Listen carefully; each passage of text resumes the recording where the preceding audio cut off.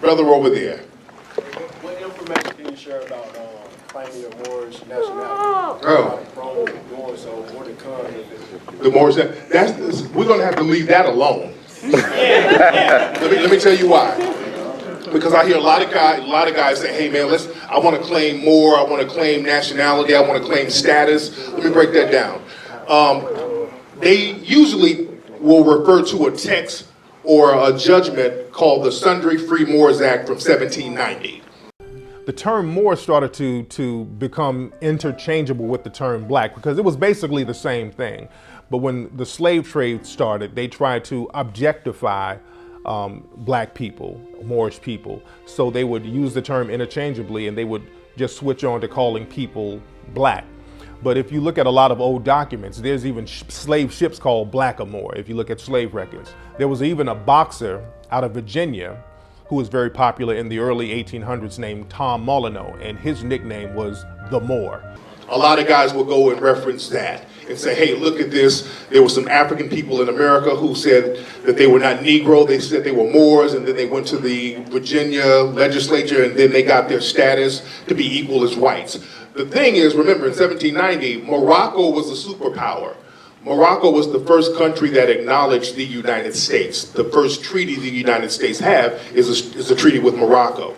They actually had to get permission from Morocco because Morocco was controlling the trade routes up there in the Mediterranean. They couldn't bring anything from Europe over here without going through the Moroccans because they controlled that area.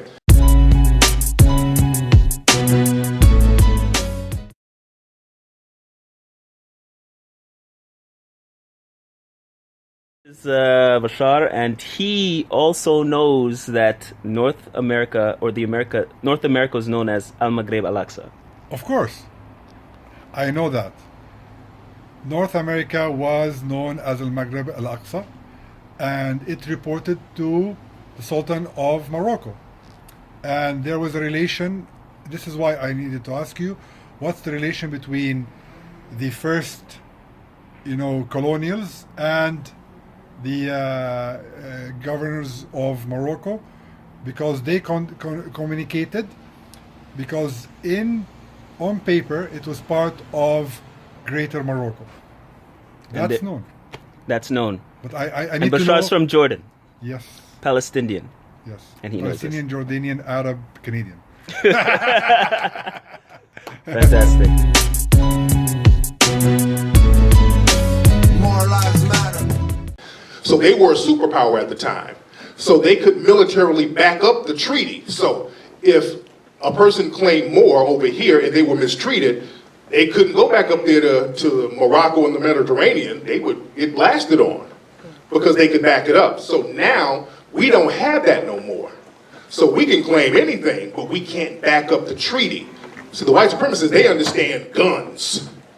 They understand guns and force. So going in there with a fez and a hat and a turban and a piece of paper, doing hand signals and whatever. They don't care about that. They'll laugh you out of court. That's a joke to them because they know you cannot back up that treaty. You got to have military. That's what we talked about in this film. The importance of having a military. All right? So that name was definitely used interchangeably with black or Negro at that time. When I went to Europe, I would always look at pictures and I would always see a Moor, and sometimes I would see like a skull and bones.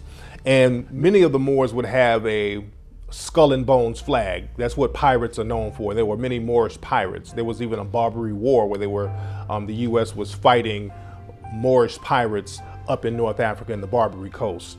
And there's even a secret organization called the Skull and Bones. And we know that Masonry comes from Moorish science. So there's always a connection there with the Moors.